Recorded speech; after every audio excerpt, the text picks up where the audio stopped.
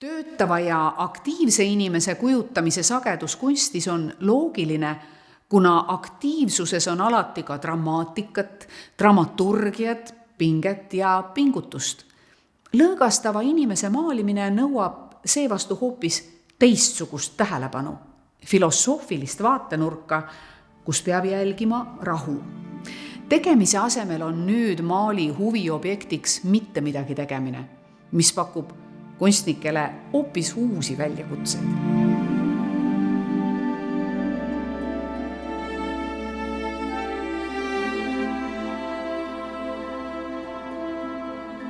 Oskar Hoffmann kujutas kõrtsistseene sageli, tundes huvi tüpaažide ning kõrtsi meeleolude vastu.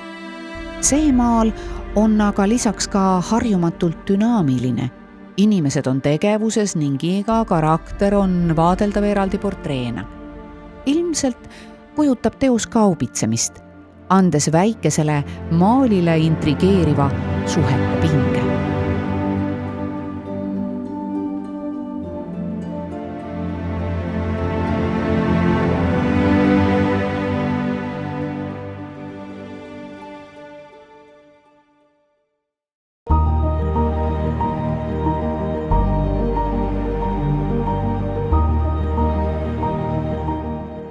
Teos on valminud Endel Kõksi paguluse perioodil, mil ta asus uurima kaasaegseid kunstivoolusid.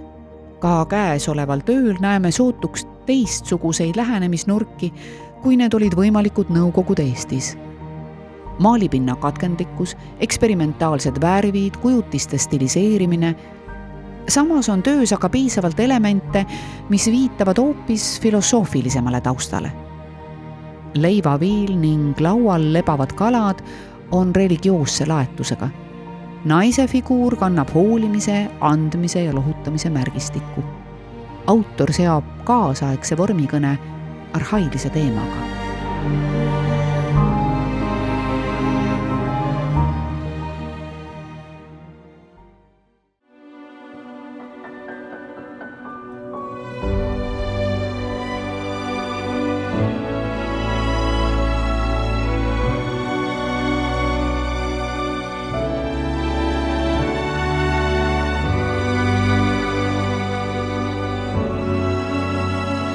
Emma Siirak jõudis veel esineda Tallinnas näitustel, kuid maailmasõja ajal jätkus tema hilisem looming Ameerikas, kus kunstnik oli muu hulgas tuntud ka portretisti ja aktimaalijana.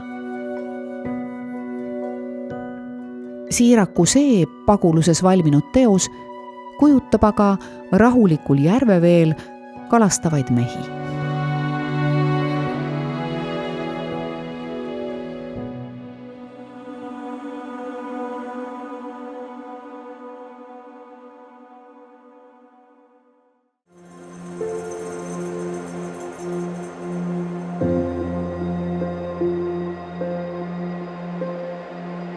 Teatavasti oli Valdu Rohaka hilisem maastikumaalija koloriit äratuntavalt teistsugune. Seda enam üllatab see 1970. vaade oma värvide värskusega.